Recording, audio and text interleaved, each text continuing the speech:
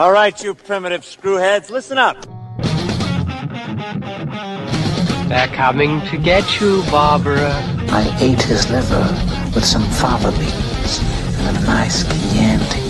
Here's Johnny. Vanity. Definitely my favorite sin. I am the devil, and I am here to do the devil's work. The power of Christ compels you. This is my boomstick. What's your favorite scary movie?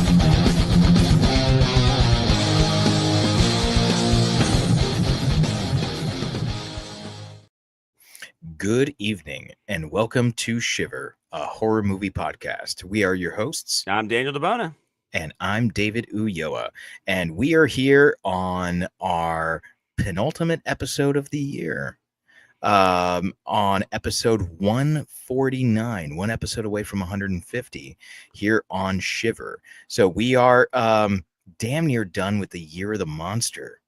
Yeah, this has been quite an amazing thing. I gotta say, I know I gave you props before. I'm gonna do it again, and I'll do it again next week because it's pretty amazing that we've been able since March when the idea was created to stick with this and every month do a new monster. And this month, as if you heard the last episode, we're doing demonic monsters. So demonic possession monsters. I don't know exactly what to call this because the last episode wasn't really demonic possession, but it was possession. Right. So we are in a section that we're going to be calling demonic possession Argentinian style. Did I spell that right? There's a lot of I's and N's in there. There's a lot of I's in there, but it looks good to me. All right. Good enough for government work.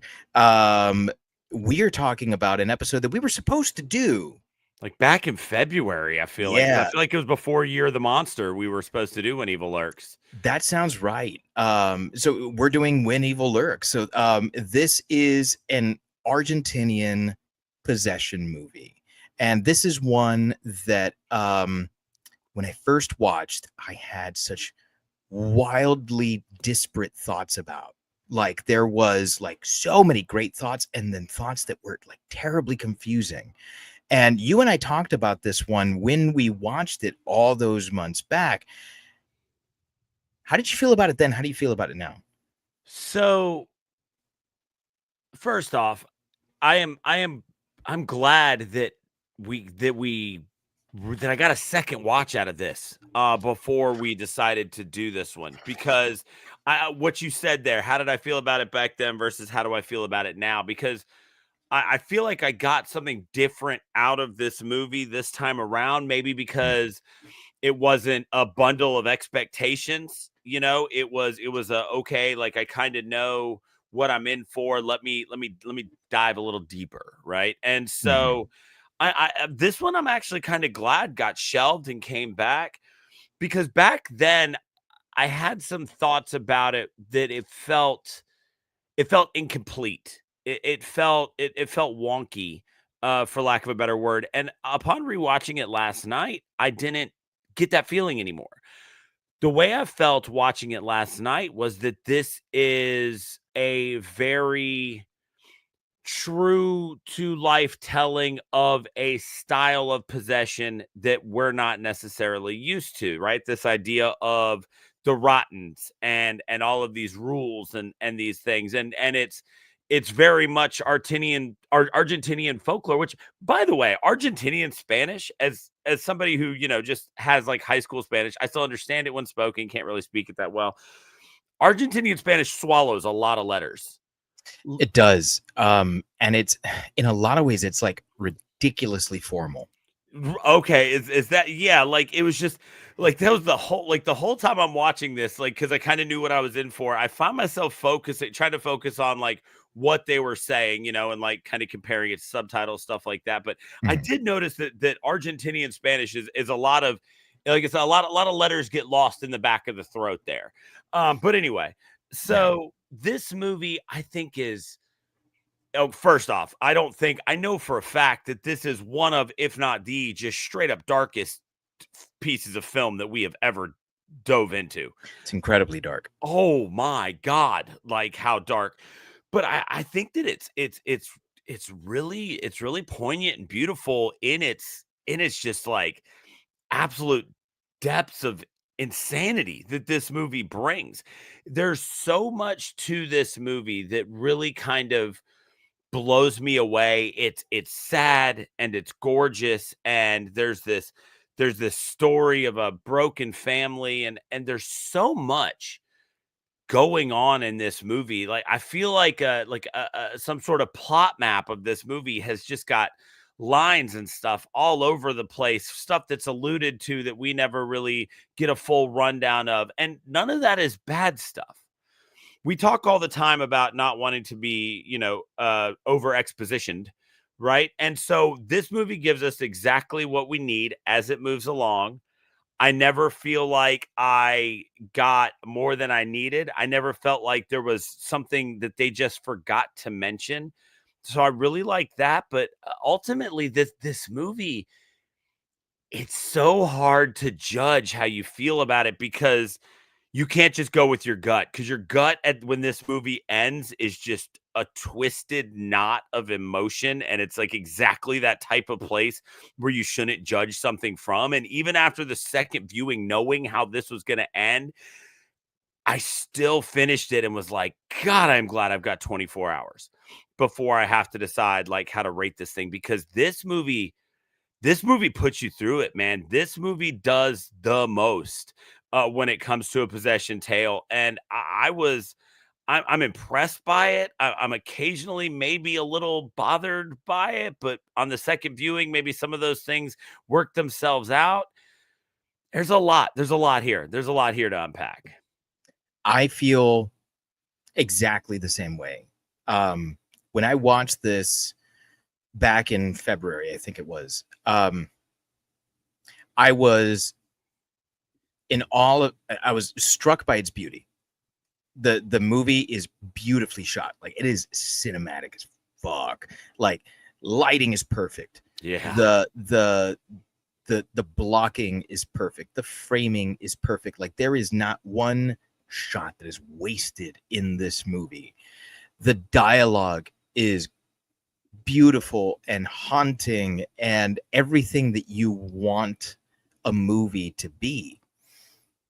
But I was hung up on what is a major plot point in the movie, which is that the autistic child is possessed. Right. And I felt like it was exploitative. Fair. After watching The Taking of Deborah Logan, I'm so glad that we watched that movie, because I kind of worked through those emotions last week when we talked about it, about how it could feel exploitative, using an illness, using something you can't control as a plot point. I felt like it was in The Taking of Deborah Logan more than just a plot point. Right. What I think I failed to see the first time watching When Evil Lurks, and what I got now, is that maybe as a plot point, it seems exploitative.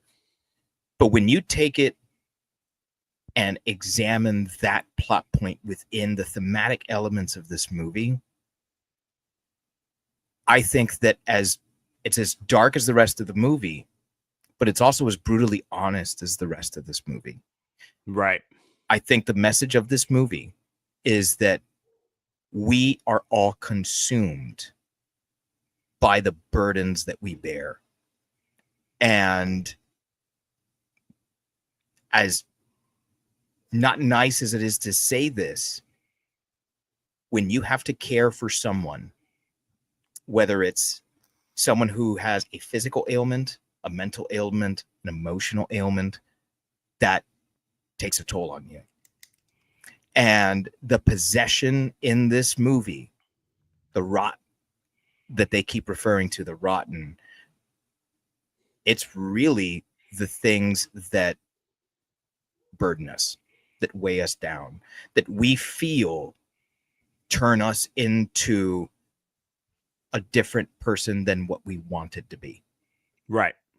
Because, like with the taking of Deborah Logan, no one ever asks to take care of, like, no one wants to take care of a person with a failing mind, a person who's going through dementia. We don't want that. No one wants that. That's awful. That's terrible. The toll it takes on you is massive. No one asks for a neurodivergent child. Right. That's a difficult thing, because I don't have neurodivergent children, and the toll that, look at the gray in my beard. I am a 37-year young man. All right. The toll that parenthood has taken on me, which granted I put upon myself, right? That's an immense thing. And when it is not what you expected, that takes a toll on you. And I think that this movie makes you look at yourself and look at others, and it makes you ask uncomfortable questions, and it makes you appreciate all things, whether it's the burdens, whether it's the beautiful things. I really loved the experience I had watching this movie this time around. I still have one point of contention. There is one thing where I'm like, you know what? It doesn't make sense to me. But everything else, I love that I was able to sleep on this, as it were. Yeah, there is something about this movie, and I think that you crushed it right there. It makes you, like, you feel for these people, like, outside of just the relationships that become strained because of the possession. Mhm. This movie makes you buy in on their lives totally, wholly, and fully. Pedro, Jimmy, and his kids, his, as we come to find out, his very restrained relationship with his children, his very what's the word I'm looking for? Atrocious, isn't it? But we're gonna go with atrocious relationship with his ex-wife, cantankerous, maybe. That's an understatement. Yeah. Just the way that these people interact with the world, because it really makes you, this movie does an excellent job of putting you into something that is wholly foreign, outside of just, it being in a different language. There are plenty of times when we watch a foreign language film, but because it's so modern, or because it takes place in a big city, the only thing foreign about it is really the language that they're speaking. This is not to throw shade at Train to Busan, but Train to Busan, the only thing that was, one of the only things that was, like, just really made you feel like it was Korean was the fact that they were speaking Korean, right? You could have, Train to Busan could have taken place in, a New York suburb trying to get to the city, and, and it would have been the same movie. This movie integrates, a traditional Argentinian value and folklore into, as far as I could tell through my research today, a lot of this was just made up by the guy who wrote this movie, and we'll get into it later, but just created amazing folklore as it went on. So as we're kind of getting into this, I mean, let's get into it, right? So in a section that we're calling "When Stocks and Evil," which would be the literal translation of this movie into English, let's talk about what happens in this movie. What gets us into that place where we're feeling for all of these people and we're experiencing this on such a guttural level? This movie has a really, like, a wild world that it builds without building. Right. Because there is zero explanation, zero backstory. And that was something that I did love the first time I saw this, where I was like, I have just been dropped into an existing story. This is a world that is built, and I'm I'm just a passenger here, observing what is actually happening in some reality. It was wild. And I think it goes back to the fact that this movie is just incredibly, impeccably written. Like, you, with the exception of the one plot point that I will get to, you cannot point a finger at this thing and say, that's not good. That's not good. Whether it's dialogue, whether it's a story issue, it is flawless, absolutely flawless. But and it's flawless because of its ambiguity. Yes. It never stops to explain itself. And that's always something I loved about old school science fiction. If you read Asimov, or you read Clarke, or you read Heinlein, these guys only ever explained as much as they wanted to. And a lot of that goes back to the fact that these guys were scientists. So they were like, oh yeah, no, like, that'll work. I guess. Jules Verne was the same way too. He would just be like, yeah, the fucking ocean and dinosaurs down there. Deal with it. Like, what are you gonna do? Prove me wrong? Yeah. and that's kind of what this does, where it's like, there's possessed. You accept it or you don't. You in? All right. So here's the next thing. You can't kill him with a gun. Yeah. Right. Because of reasons. Right. It's one of the 7 rules. It's one of the 7 rules. Even the way that the 7 rules are given to you seems like the most natural thing ever. Like, I was rewatching that and I was like, holy fuck, this is brilliant. This is like actually brilliant. Like, whoever wrote this is one of the smartest people who's ever lived. Because think about the sort of like childish songs that we know, right? Like Ring Around the Rosie, Pocket Full of Posies, right? Like, where does this come from? This comes from like the traumatic events that you experience as a child, and then like you're trying to cope and you start coming up with songs, right? So if I am a person who is living in a world where this is real, what am I going to do? I'm going to cope, right? And that's what that 7 Rules song is. In the same way that, like, why does the ABC song exist? Because it's easier to teach a child the ABCs by singing it. Yeah. And that's what, and it was so beautiful that it was like thought of that way, where it's like, oh, you don't know the song? Like, your dad never showed you the song? Like, no, because dad's not around, right? So that's why dad never showed you the fucking song, right? And I don't know what the fuck is going on with mom and dad and with mom's new husband, but it's like, no one's fucking teaching you. And that might be the most real thing that's happening in this movie, where it's like, hey, my shit is so on the front of my mind that I'm not able to fucking parent you properly. Yeah. How fucking real is that? How is that for a fucking passenger that rides along with you in your own mind, that possesses your thoughts? Yeah. Yeah. You know, like the fact that the children from, you know, 20 minutes into this until this thing ends, the fact that children are such a major plot point without ever dominating in a way that gets annoying. And 2, talked about this movie being super dark.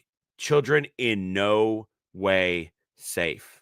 No. Man, even on second viewing, when that dog snaps Vicky. Oh, God.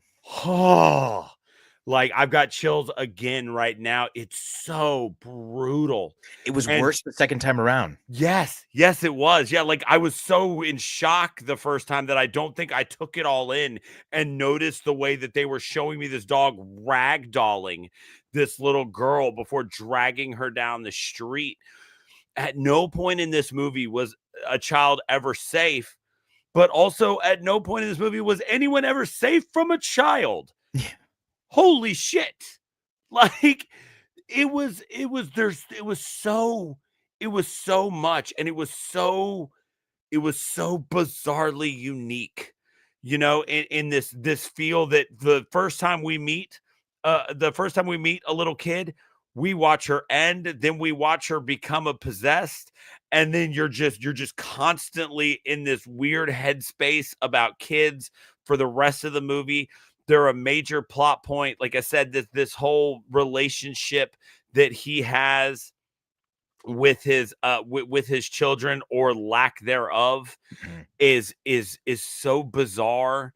And as a special ed teacher, I have seen multiple occasions of special needs children destroying marriages. Now, granted, they had another kid after, so I'm not saying that it's his fault. Just like you were talking about, that burden of having to deal with it, that is more than some people can handle. And sometimes your focus becomes so much on that everything else falls by the wayside. And it may be that relationship with your significant other. All of that was so real. And again, so dark and so gritty. It was wild as hell. But man, the 7 rules. Again, we use the phrase all the time. If you're gonna make rules, play by them. They straight up fucking tell us, yep, there's 7 of them, and we're definitely gonna play by them. And they do such a great job with that. And it also gives us one of the best lines of the movie, which I think should be a line in every fucking movie. When he says that should be one of the rules, that you can't forget the rules. It's like, my God, is everyone just like spitting straight fucking fire? Like, what the fuck? Every single thing that anyone in this movie said was like, I'm on board. Yeah. Everyone. Yeah, no, Everyone, absolutely. including Sabrina, the wife, that you're like, okay, well, I've been watching, is it Pedro? Right? Main character is Pedro. Yeah, I've been watching Pedro. I'm on board with Pedro. I'm here, man. And then he comes home to Sabrina, and she's just she lets him fucking have it, man. Oh man, leans in. And me, as a person who has already like latched on to Pedro as my guy, I'm like, nah, you fucking give him the business. And no one in this movie at any point says anything irrational.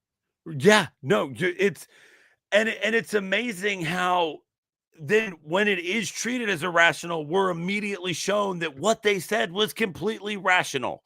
Like it's so bizarre, because even when people become the possessed, the things they say are just so poignant and matter of fact. Dude, when Vicky comes back and she hugs the mom and she's like, Daddy's coming back with the car and he's gonna kill you.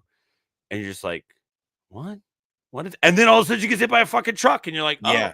Oh, okay. Like kill you with the car. Oh, I see. Yeah. I see. And then she's skipping and jumping and hopping around. Dude, it is the darkest movie I think I've ever seen. Dude, I'm struggling to come up with another one that is even as dark, like not darker, like as dark. Right. And I was trying to not just be definitive about it at the top, but literally as it ended. That's my shtick. Huh? That's my shtick. Yeah. As it ended, my roommate was in his room and I'm sitting there and I just go, holy shit. And he goes, what? And I was like, dude, I think this is the darkest movie I've ever seen. Just every little thing about it.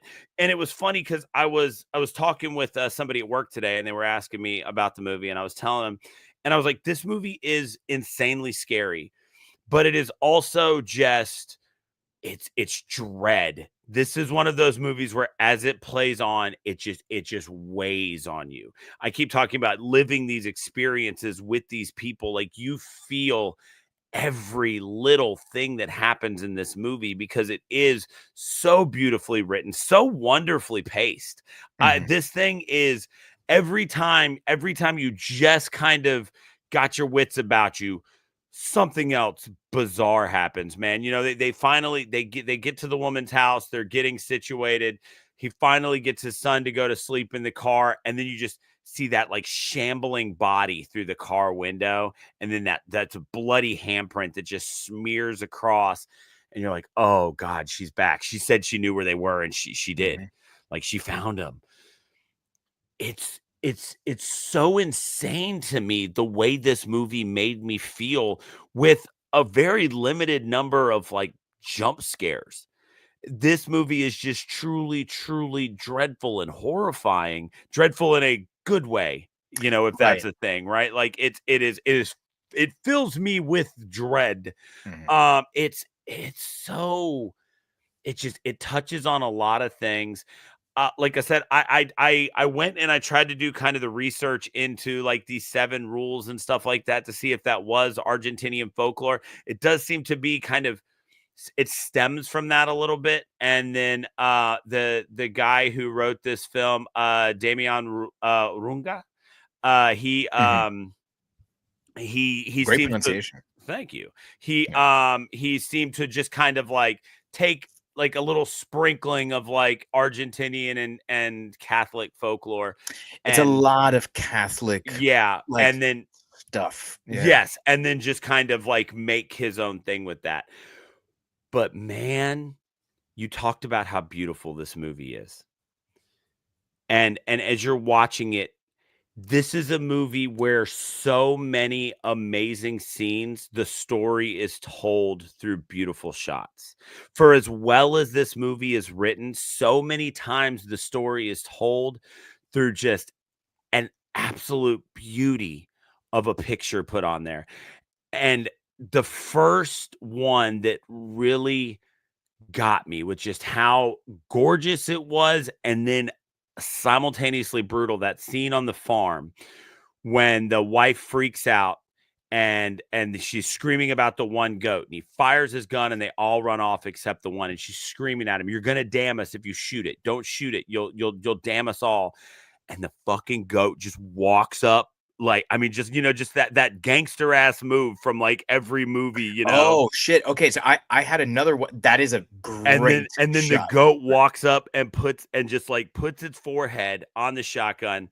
He pulls the trigger, then she axes him in the face and then axes herself in the face, and not a word is said through all of that. And you're just like, "Oh, this is super serious stuff. Like, this is insane." There is 100% buy-in here from these small town people in Argentina. She was like, "Oh, I got to end him because he fired the gun. He's going to get possessed." And it was gruesome, but it was beautiful. God, it was beautiful. There's a shot just before the goat walks up to the barrel of the gun where she's shouting at him, and the camera kind of does this like upward pan, and the goat is behind him, and the way the camera moves and repositions the background with the foreground, the goat's horns come up and become his horns. Oh yeah. And I thought I had seen it the first time, and on the second time I paused it and I was like, God damn, you just told us everything. Yep. With a shot, with one frame, you told us everything. Yeah. And it's so beautiful. I'll do one earlier than that. There's what seems to be, it was probably done with a drone these days, but it would have been a helicopter shot back in the old days, where the guys are walking to Ruiz's house because they've heard the shots. Right. It's this top down, it's very almost Hitchcockian the way it's done, but it's golden hour, so there's these beautiful shadows that are being cast in front of the guys, and everything is just like this beautiful Argentinian countryside. And here's these two figures, they're tiny because of how high the shot is. Man, it's so beautifully done. Yeah. And again, telling the story with what we're seeing, you immediately understand that they're in the middle of nowhere. I didn't need an explanation about how much land Ruiz owned around there or whatever, and that they were in this part. And I immediately understood that this is rural. Because when he eventually goes and gets his kids, you feel like he's gone into a city. Or at least, like a suburb, but then they're constantly talking about this type of stuff doesn't happen here. we're in the middle of, they even do say, like, we moved out here to the middle of nowhere to get away from the city. This stuff happens in the city. And you're like, man, if they consider that the middle of nowhere, this like suburb that they're in with these townhomes or whatever, then yeah, wherever it is that Pedro is living for these past 4 years, that's just, like, that's the fucking nowhere. Yeah, that is bombfuck, right? Like it's just, they do so many amazing things with this movie. I mean, even down to some of the sound effects and some of the scoring, the scene in the school at the end, when he, despite the cleaner's absolute, she knows what she's talking about when she tells him, don't listen to them.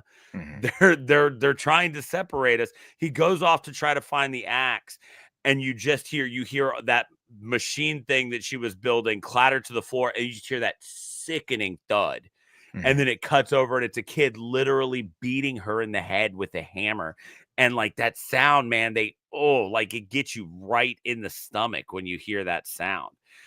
They just, this movie, I mean, just everything about it is like visually, it's beautiful. This movie was there. This is a movie. Occasionally, when we look at a movie and we'll see what the rating is from everywhere, and you're like, okay, well, sure, but this is one where I absolutely see why everybody rated the shit out of this thing, because it's beautiful, and I love, man, it's something. It really is something. There is one quibble that I have with this movie, and I'm wondering if it's going to be the same one I have. The demon is born, right? It marks him, which is, if you're watching live, it's the image that we have behind us, right? I thought it was perfect the way that was done. He goes back, he picks up Jimmy, he picks up what was the kid? Jair. And they head back to their house.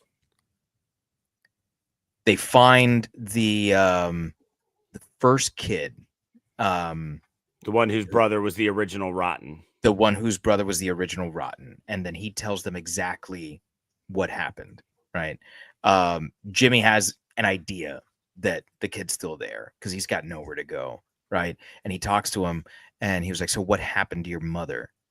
And he says the same thing that happened to yours. You telling me that these two guys, same exact one, I'm wondering, got to Mirta's house, picked up Jair, not their mother, never questioned what happened to the mother, didn't look for her, just packed up, left, and didn't realize that she was not with them? Thank you.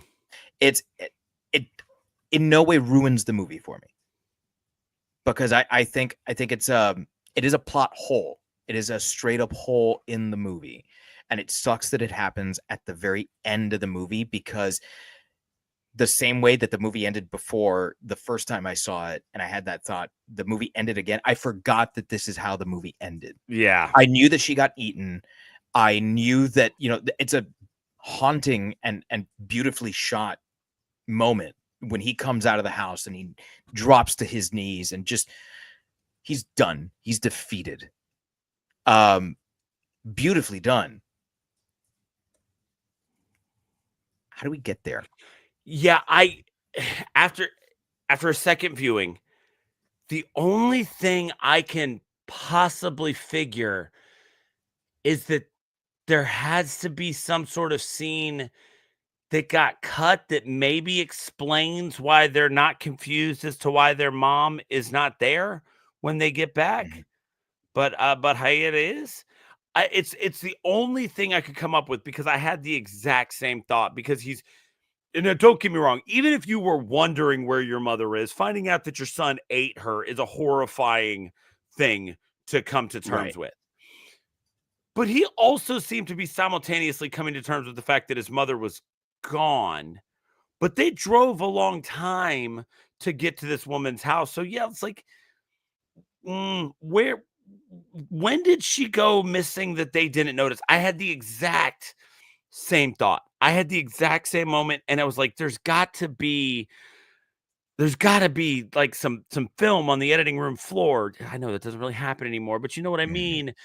That would have explained why they didn't really freak out about the fact that she wasn't around until this point.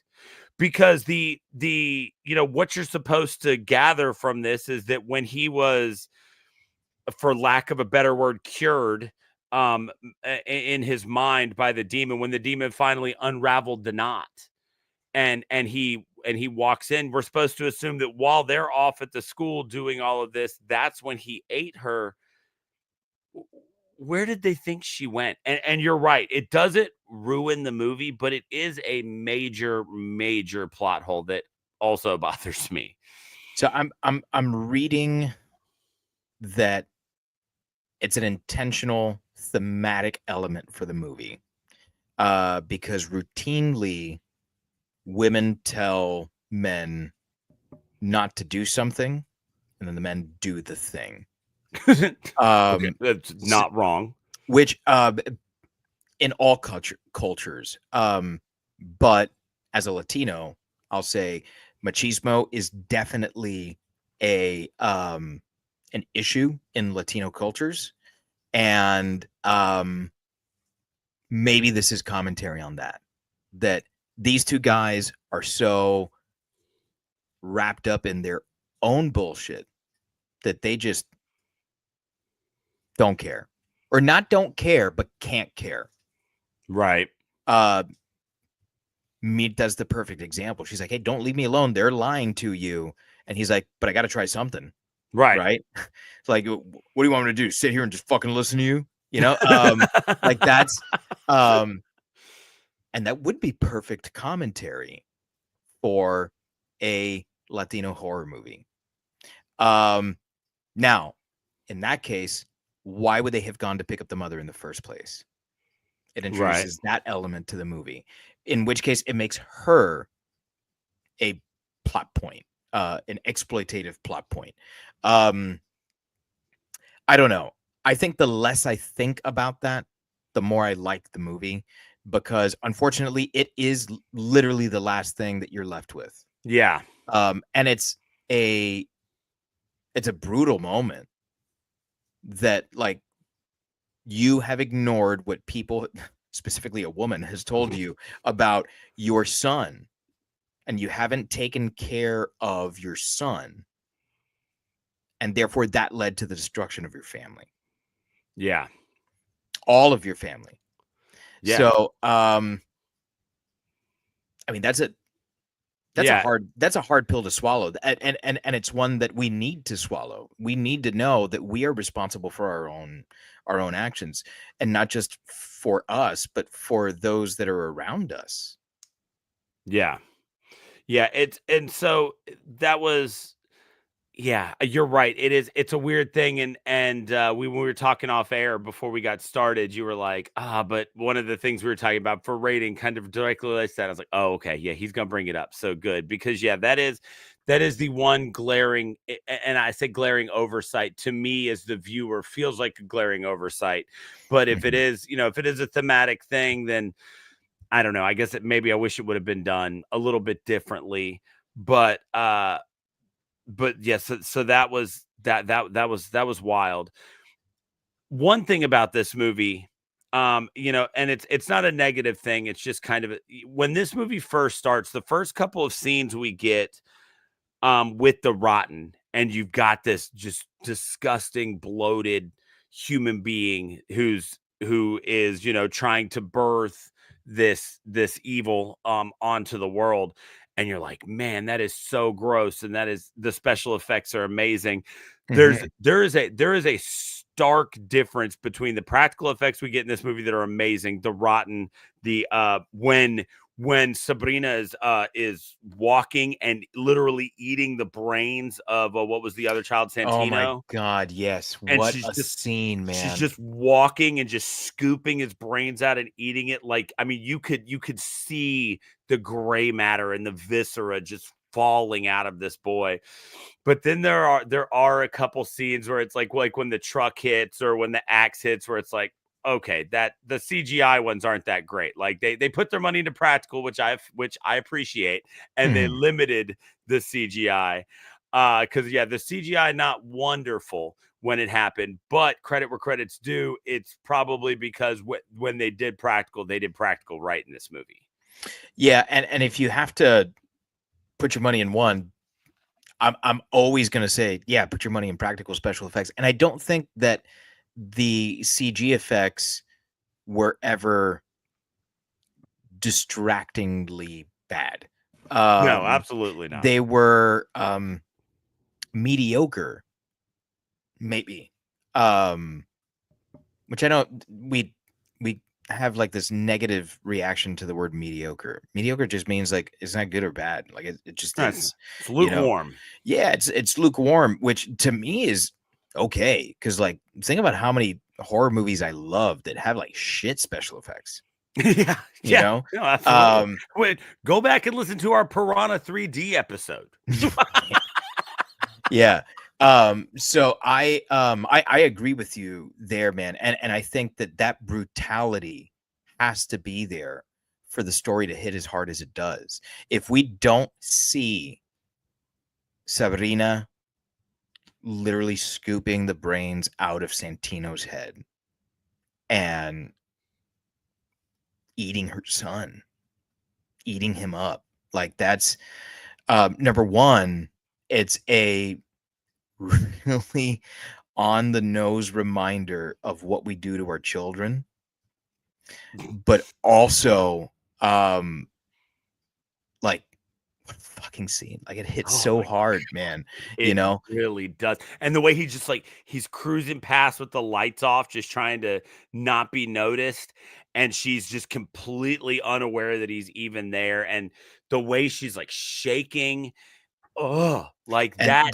there's this like Haunting. staggered walk that she's doing that is really, really scary, man. Like that's one of the things that you mentioned earlier. Like this movie is really scary. Everything about this movie is scary. The way that she fights with Pedro is scary.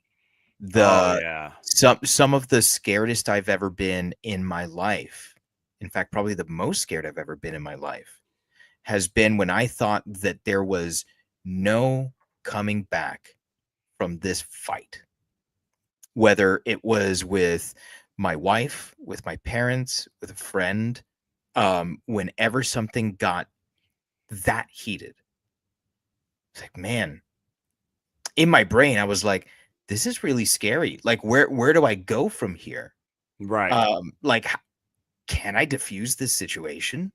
Is there anything I can do?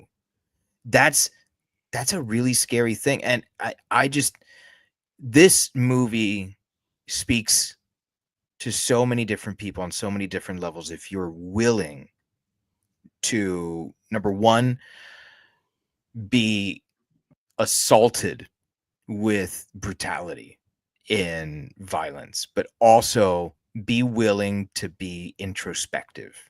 I think the more willing and open you are to have that sort of thought where it's like, am I okay with being real and honest with myself?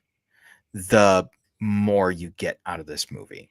And the more I think about it, the more I talk about it, the more I think that this really is one of the best horror movies we've done on this show. It is definitely up there. And a very good reason for that is because we are giving some powerhouse performances Mhm. by some of the people in here. So in a section we're calling the regretfuls, let's get into these characters. I mean, who stands out for you? You get first pick. Ooh, boy. Wow. Okay. I'm gonna have to go with Virginia Garofalo, who plays Sabrina. Maybe it's because I was just talking about her, but God, what a performance! Both as the ex-wife, as the caring mother, as the woman who's trying to move on, as the woman who's trying to protect her children, as the rotten. What a performance. We've talked already about that encounter at their house, how heated that gets. Like that's part of why that scene's tension works so well. Because if it was just shots of the dog looking at Vicky and Vicky looking at the dog, and like occasionally, a look in the kitchen to see them arguing, it doesn't work. You have to hear that impassioned speech, that like, why won't you leave me alone? Like she's beat. There's Dude, nothing left in her. And she's like, why do you keep doing this? Like, why? Like, just leave me alone. Like, just she go away. sells that so damn well. Like, I was convinced that this man had actually left her alone with these children for 4 years. Mhm. I was 100% convinced that this was some sort of real world style footage.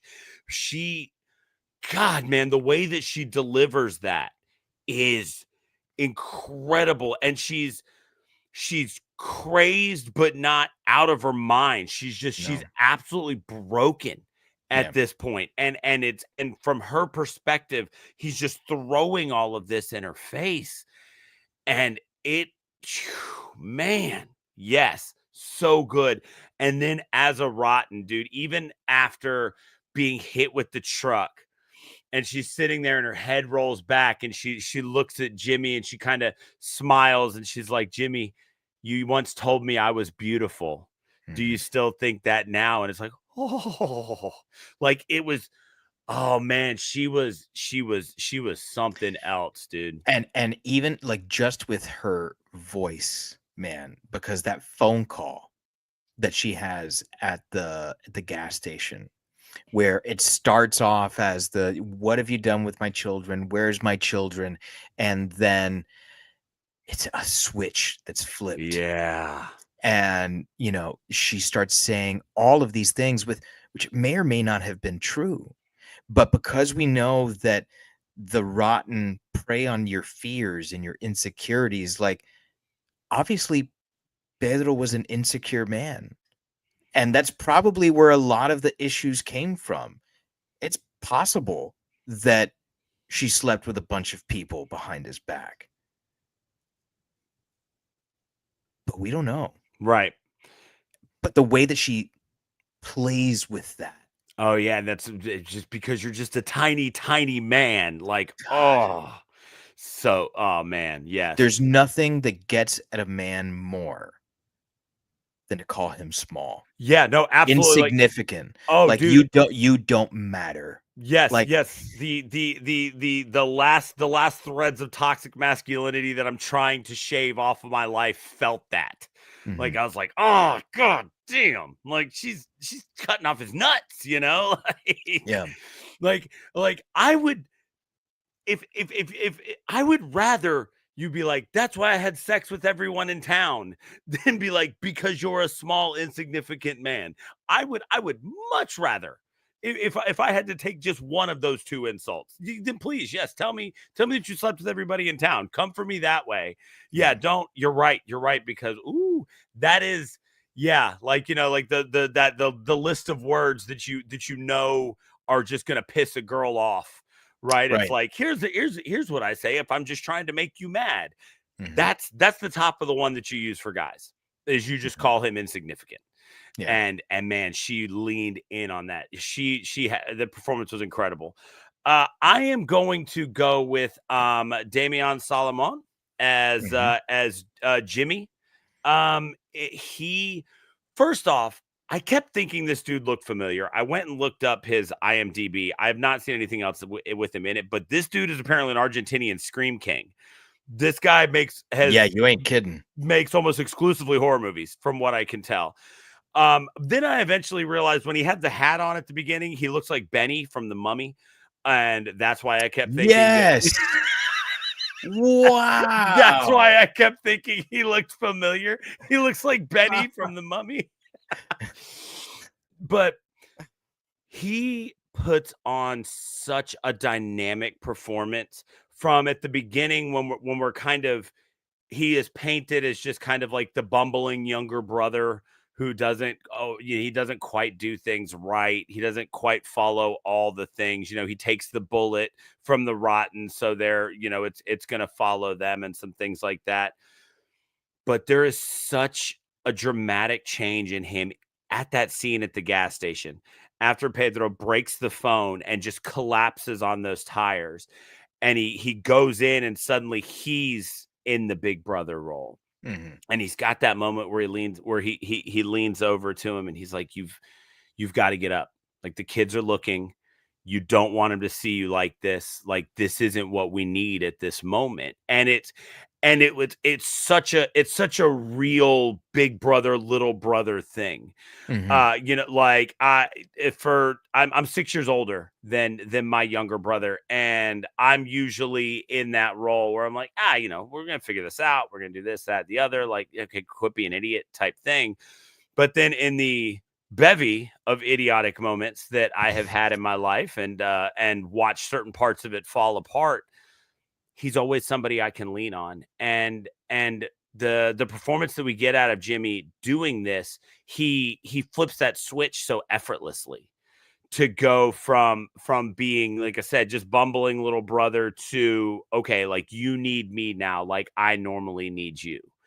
And I loved that. I thought that he was very expressive in everything that he did. His kind of a relationship with Mirta, where he's kind of talking and Pedro says, you always were a lovebird. You cried every year because you would miss the teachers. Yeah. And he's kind of taken aback and shocked that his brother said that. But then you kind of see him have like a moment of self-realization. He's like, yeah, I guess you're right. And we get, I feel like the performance that we get out of him is one of the more dynamic ones that doesn't involve an actual change between being a human and being a rotten, right? We get a lot out of him, and he's human the entire time, down to the fact that, at one point when the kid from the farm shows up, the one whose older brother was the rotten.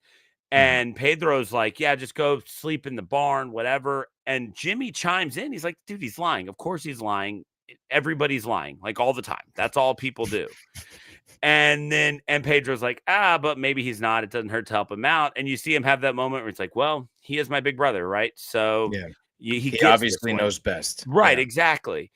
And you get all of this out of him. He just did such an amazing job that I'm very interested in watching Satanic Hispanics and Puta Rojo now. Like, I want to see what else this guy can do, because I was super impressed with everything he put on screen. He really was. You're right. And I wonder if this is more of that commentary on how in Hispanic culture, it's like the firstborn always knows best. Right. Like the oldest male is the one Principito. El Principito, yeah, Niño Lindo, and all of that. And like maybe there's some of that there, because like Jimmy always has the right plan. Yeah. He always has the right plan. He always knows, like, it's like, this is what we should do. And then Pedro's like, I'll tell you what we're not going to do. That fuck shit you just said. Why? Because I said so. Shut the fuck up, Jimmy. The fact that he calls him Jimmy instead of Jaime. Yeah. Right? So he gets a nickname. He gets a kid's name instead of an adult name. When he's the one who's like, hey, let's go see Mirta. He knows about this stuff. And they go to Mirta, and then Mirta's like, hey, you came because I know shit, right? Like, that kid's fucking possessed. Also the only one who calls him Jaime. Yeah. Well, her and the mother. Yeah, the mother does too. You're right. And she's like, that kid's fucking possessed. And he's like, no, he's just, I mean, he's autistic. You know, he's got stuff. Yeah, and she's just like that. Yeah. And she's like, he's got it. And when he's like, well, fuck, we came here because right? And he's like, well, I guess I got to go tell my brother. And he's like, shut the fuck up, man. Yeah. Such a great character. Yeah, fuck. And then the fact that like he shoulders every burden well. That's something like Pedro doesn't do that. Pedro constantly crumbles. Always. And Jimmy is always there. He's like he's picking himself back up. He's like, all right, let's get back out there. Let's do this. Like we live because we have to live, sort of thing. You know, like he's the one who goes and checks on Uriel's brother. I forget the name of the kid. Yeah. But he's the one who goes and checks on him. And he's the one who's like, something ain't sitting with me. What the fuck happened? You know, such a great character. Okay.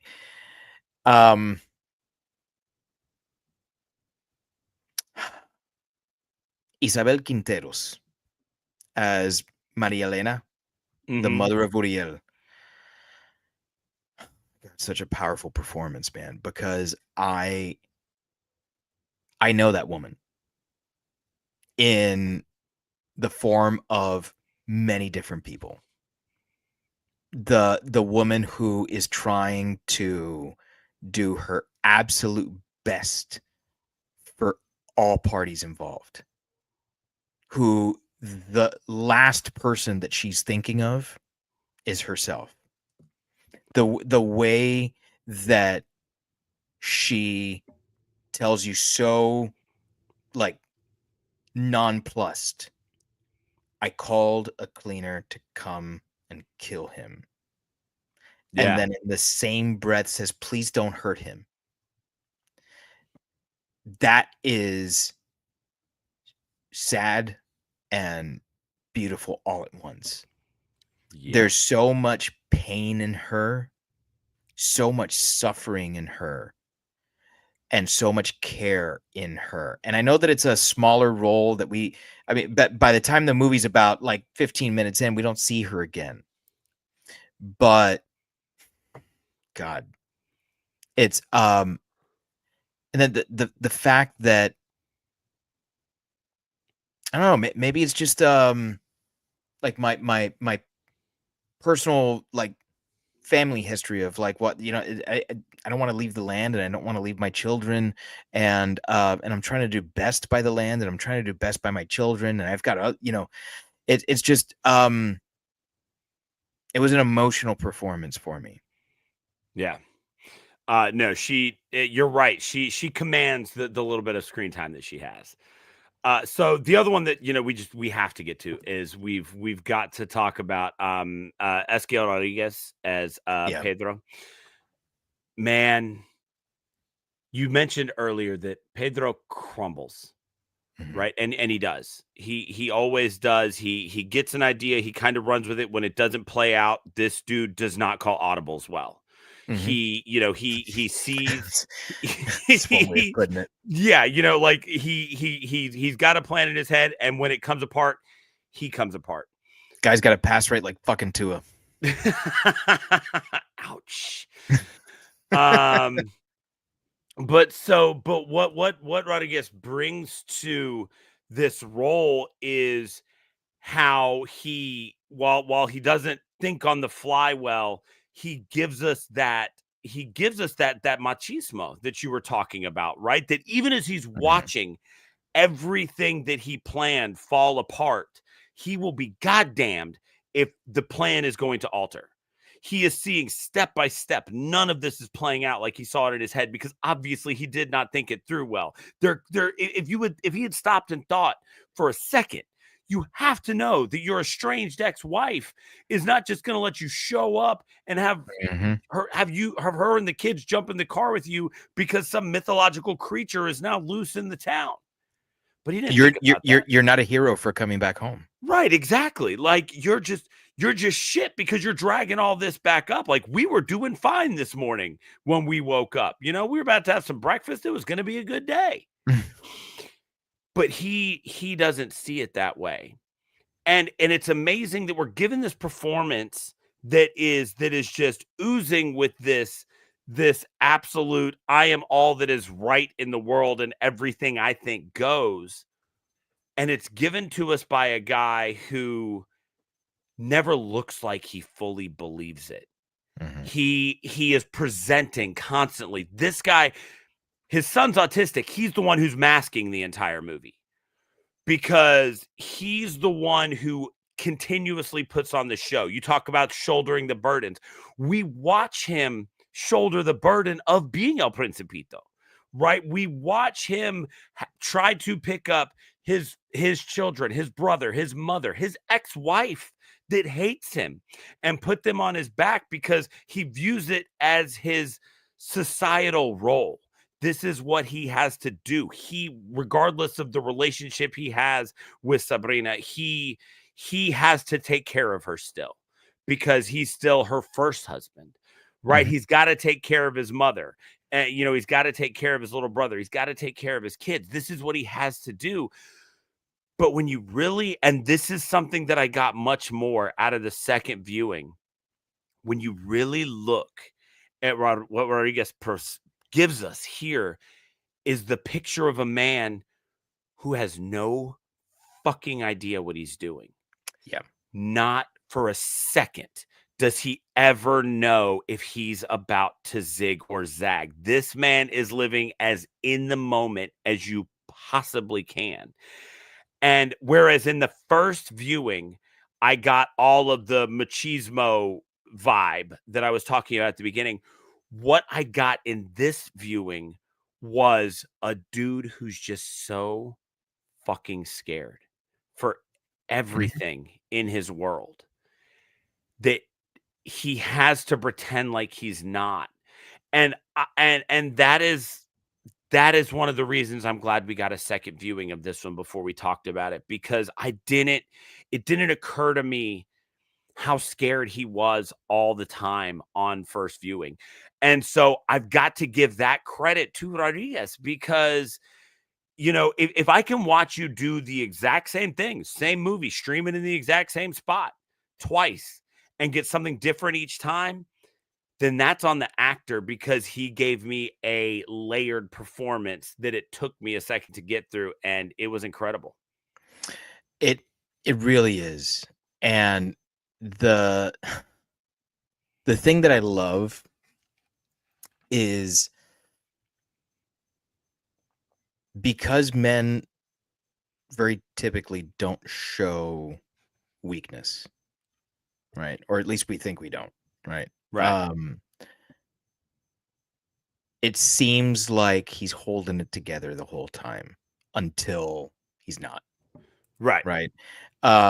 It's almost like a dam with cracks in it, right? It cracks and then it cracks and then it cracks, but like you look at it from afar and it's like, no, it's holding. And you don't see that, like, there's a little leak over here and there's a little leak over there. It more or less looks okay, but structural integrity is compromised at best. And then all of a sudden you add one more drop of water and the whole thing just blows up. And that's exactly what happens here. And he plays it that way. And I think that the more you watch this movie, the more you see that he never has it together. Right. He's just a scared boy who runs away from his problems. He's always running away from something.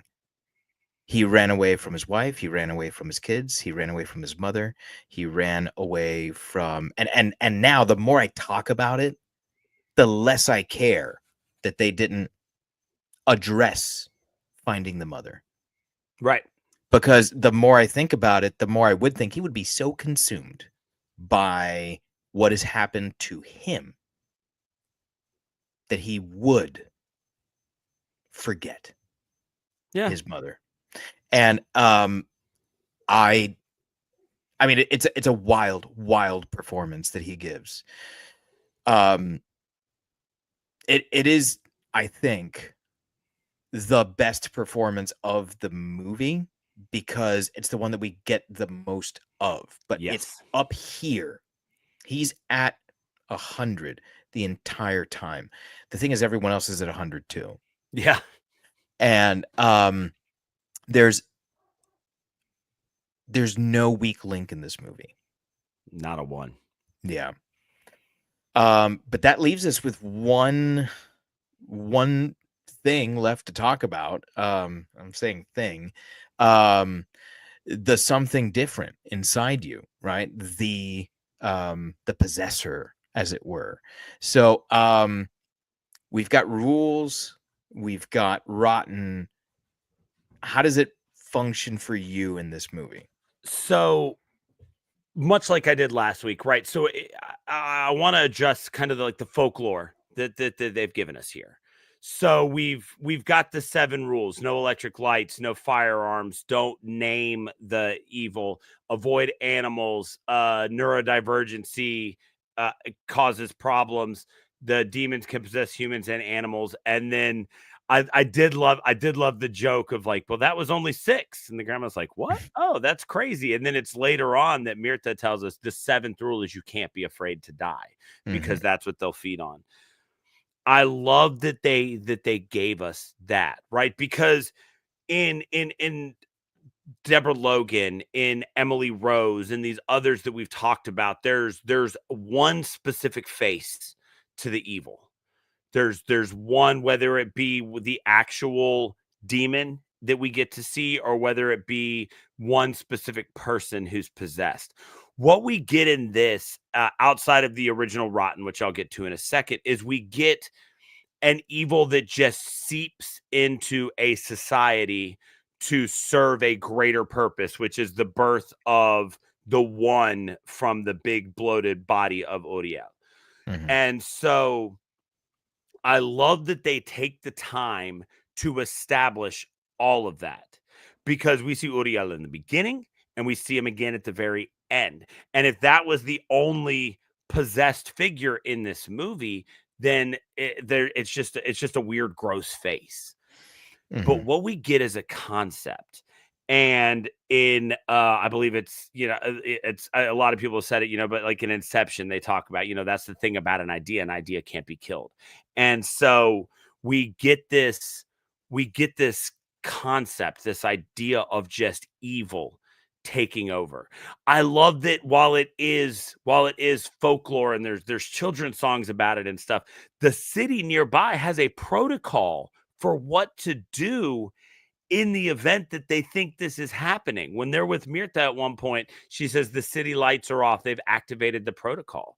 So even in the big city, which is apparently where this happens more often than the rural area that they're in, they have a plan for what they're going to do if this, silly thing from a children's song shows up.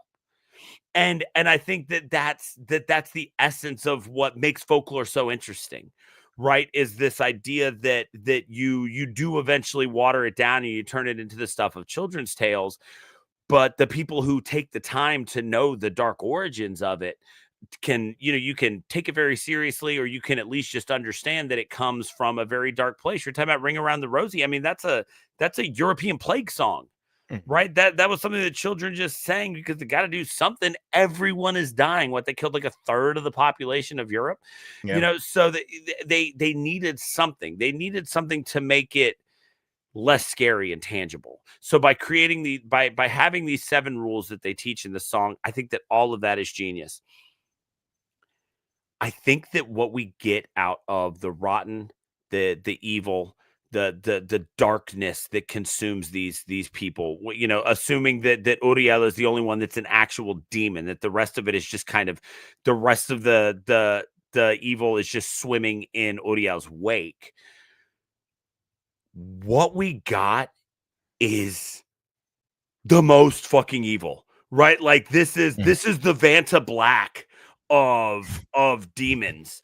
You know, this is the one that puts that is putting the named ones that the grandmother, you know, very jokingly just start after she says the rule is don't name it, she just starts listing off every demon she can think of, you know, because it's all just a joke to her. But the evil that just oozes and emanates from this thing and takes over. I mean, from a dog killing a child to a husband killing his wife with a truck to the mother who eats her child's brains. Yeah. This is the most evil of the evil that we have discussed on this podcast.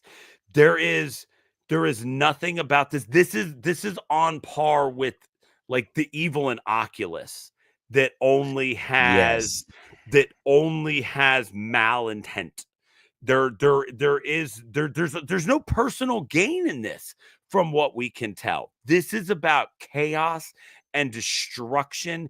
This is the breaking of the seals. This is the end of the world level evil. And it was so good and so scary. God, it was so scary. And it's because it could have been anything or anyone, from a goat to your ex-wife and everything in between. And it the evil here that does indeed lurk is what sells this movie. It's perfectly named, it's perfectly performed. The variety is the thing that gets me. The way that it always knows exactly how to attack you. Yes. Because it's not the same variety for the same person. It's the one thing that you need. It knows what it is that you need, because Uriel is what his mother needed. Right. And that led to the goat being what Jimena, I think, was Ruiz's wife, what she needed to get him, inadvertently, to get him to do the deed, right? And as we've discussed, like it's always men doing the violence, and then women standing by and being like, "Don't fucking do that! Don't fucking do that! God damn it, you fucking did it!" Yep. You know. But like what he needed, what Ruiz needed, was for his wife to feel safe, and she didn't feel safe with the goat demon. Except he did the exact thing that she didn't need for him to do, right? What was Pedro's personal demon was his relationship with his wife. It was really the thing where like that divide in his life happened. Clearly he never really listened to his mother, or he wouldn't be speaking to her the way that he speaks to her, right? Because he tells her to shut up and to stop talking, and you know, he never explains anything to her either. There's zero explanation, right? And it's so perfect in the like, hey, can you give me money? He just expects there to be money, and she's like, well, I thought you guys were inviting me out, so I didn't know. This is it. This is all I've got. He's like, well, we need more money. She's like, I don't got any more fucking money. Yeah. What do you want? It's like, let's go back. I'll get you. I'll get more money, right? But there's zero explanation. There's nothing that is given to her, and then the demon for him, because it's the one where the mother never fought him, right? Is the wife. It's Sabrina. And Sabrina's his personal demon. And I think that Sabrina as the rotten is on point with Jimmy as well, where she's like, you love me too. Because she's his personal demon also. Yeah. And I love the rules. We talked about how great rules can be when we did the Wolfman. Doesn't matter how wild the rules are. If they work and you work with them, man, it almost makes it better. It makes it better to have restrictions to play with, because when you have restrictions, now you've got a playing field. Because if you've got a box, right? Here in this box exists everything. You jump outside that box, you're fucked. Right. What happens? I don't know, free throw. Or you got to walk around with your pants down or something. I don't know. Whatever the fucking rules, whatever the fucking thing is, like that's what you got to do now, right? So to avoid doing that, I'm gonna play within the confines of this box. Call it a court, call it a field, call it whatever you want. But when you give a game rules, the game becomes better. When we restrict ourselves, we're made better. We're made better because now we have to play by the rules of that restriction. I love what they've done with possession in this. I love how scary the possessed are, the way they speak, the way they don't speak, the way they move, the way they don't move. Because I'll tell you what's just as scary as Sabrina speaking on the phone is Sabrina not speaking when she's in the house. Yeah. And then that turn where we see just the bloodied face, but just like in moonshine. Man, that's fucking wild. And then that like staggered, like jagged walking, like there's nothing there. It's just blank. I'm just here to eat my son's fucking brain. Yeah. That's so fucking scary. What's just as scary as that is when we've seen Uriel be able to be like offer no movement. He's just like, it's gross. Yeah. What he is, right? And then when he turns around and Uriel's head is popped up above. Oh my God, it just pops up out of the stage. It is disturbing. It's disturbing. Like it would almost be funny if it wasn't so damn scary. Yes. Yeah. Yeah, it's and you know, like from being from the initial introduction of the Rotten being Uriel, and you're right, and it's just like, oh God, he's gross. Just and there's just goop everywhere, and you know, like it's just, and there's the open sores. I mean, so you're immediately just assaulted. Like you could damn near smell Uriel the first time that you see him. Like they did such a good job. And to contrast that with how scary it is, the way it assaults your senses, when you contrast that with or compare that to how scary it is to watch Vicky dancing in slow motion after her dad just smashed her mom with a car, and you realize, and that one just assaults your psyche. Like that one just starts to break your brain down. And so we are just given so many different views of what the Rotten, the darkness, the possessed are in this movie, that it's wild that it's just, like I said, from everything I could find today, it really is, a lot of it is just kind of the mythology that this guy wrote. And I loved it. I think that we were given just something amazing here. Well, that's it. I mean, all we've got left to do is to actually rate this movie. So we discussed it before the show. We mentioned that we discussed it and that we're not going to go with a certain way. So we're going to go with apple ice cream, bowls of apple ice cream, which, by the way, sounds fucking delicious. I've never had apple ice cream. I didn't know it existed before this movie, but I'm very interested. Yeah. I feel like I need to have it now. Anyway, we're getting sidetracked. Out of a possible 5 bowls of apple ice cream, how many bowls of apple ice cream do you rate this movie, Daniel? From the second this movie ended on my second viewing, my only question was, how much am I going to dock it because of the grandmother thing? That's it. That was the only question that I've had. Yeah. And as we've sat here now, and I've realized that while it is a plot hole, it does add to the drama of that moment, that there may be, you know, some cultural influence that makes it matter, that makes it to where it was a logical theatrical point. But at the same time, I also realize that ultimately it doesn't matter, because you can Hmm. probably come up with your own reasons as to why he would do that. I don't think it's worth docking this movie a damn thing. I think that this movie is gorgeous. I think that it is horrifying. This is one. Now, granted, this is not one I would not. I would recommend this to anybody who calls themselves a horror fan, but I would not recommend this to somebody who's like, I'm looking to get into horror.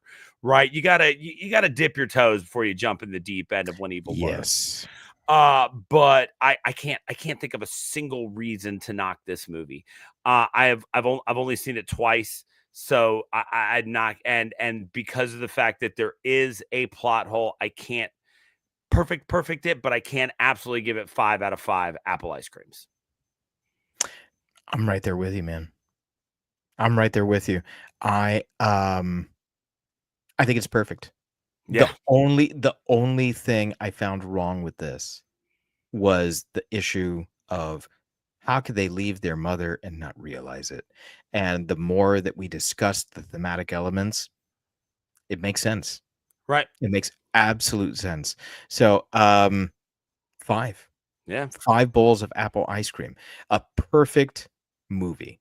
Yeah, If ever there absolutely. was one. A unanimous 5 from the Shiver crew here from When Evil Lurks, out of Argentina.